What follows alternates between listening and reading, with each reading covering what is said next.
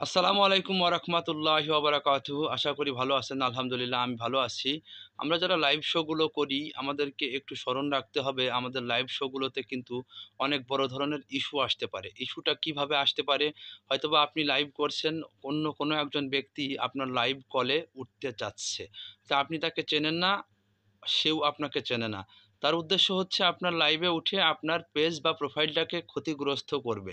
সে লাইভের মধ্যে উঠে এমন একটা বাজে কমেন্টস করলো বা একটা কথা বলল, যে কথার কারণে আপনার লাইভে একটা ইস্যু চলে আসলো। তাহলে আপনার সাদের যে পেজ বা প্রোফাইলটা আছে সেটা কিন্তু বড় ধরনের একটা ইস্যু জন্ম নিয়ে নিল। আপনি কিন্তু ক্ষতিগ্রস্ত হবেন এবং যে ব্যক্তি আপনার লাইভে উঠে বাজে কথাটা বলল, হয়তোবা সে প্রফেশনাল মুড অন করে নাই। যার কারণে তার কোনো সমস্যা হবে না। কিন্তু সমস্যাটা কিন্তু হবে আপনার।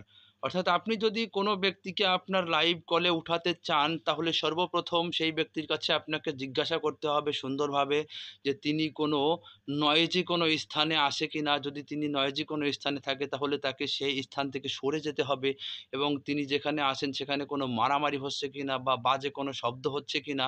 যদি এরকমটা থাকে তাহলে তাকে সেখান থেকে সরে যেতে হবে। বা তিনি এমন কোনো স্থানের মধ্যে আছেন কিনা যেখানে মাইক বাজছে বা মিউজিক বাজছে, তাহলে তাকে সেখান থেকে সরে যেতে বলতে হবে এবং তিনি অবশ্যই আলোর মধ্যে আছেন কিনা, কোনো অন্ধকারের মধ্যে আছেন কিনা সেটা আপনাকে ভালো করে জেনে নিতে হবে। অবশ্যই তিনি যদি কোনো অন্ধকারের মধ্যে থাকেন তাহলে অবশ্যই আপনাকে তাকে বলতে হবে আপনি আলোর মধ্যে গিয়ে তারপরে আপনি কলে উঠে আসুন। আপনাকে এই বিষয়গুলো মাথায় রাখতে হবে এবং আপনি যেখানে সেখানে লাইভ শো করতে পারবেন না। হয়তো বাজারে গিয়েছেন, একটা স্থান ভালো লাগতে পারে, আপনি সেই স্থানে গিয়ে হয়তোবা লাইভ করতে পারেন। আপনার সেই লাইভ শোতে কিন্তু এই ধরনের সমস্যা আপনার নিজের লাইভ থেকেও চলে আসতে পারে। হয়তো আপনি একটা উন্মুক্ত স্থানে লাইভ করছেন, হয়তোবা আপনার পিছন দিয়ে একজন ব্যক্তি খালি গায়ে চলে গেল, তাহলে কিন্তু আপনার লাইভে ইস্যু চলে আসবে। বা আপনি এমন একটি স্থানে গিয়ে লাইভ করলেন যেখানে বাজে শব্দ আসছে, মারামারির শব্দ আসছে, গন্ডগোল হচ্ছে, হট্টগোল হচ্ছে বা মিউজিক বাজছে বা মাইক বাজছে, এই ধরনের শব্দ আসতে পারে। তাহলে কিন্তু আপনার লাইভ শোতে বড় ধরনের ইস্যু চলে আসতে পারে। আপনি যেখানে লাইভ করবেন আপনার স্থানটি অবশ্যই নিরাপদ একটা স্থান হইতে হবে। আপনি পারলে বদ্ধ ঘরের মধ্যে লাইভ করবেন, যে ঘরের মধ্যে কেউ আসা যাওয়া করে না বা আপনার লাইভের পিছন দিয়ে অথবা সামনে দিয়ে কেউ আসা যাওয়া করে না। হয়তোবা আপনার পরিবারে ছোট, ছোট বাচ্চা-কাচ্চারা থাকতে পারে, হয়তোবা তারা চলে আসতে পারে আগ লাগায়ে।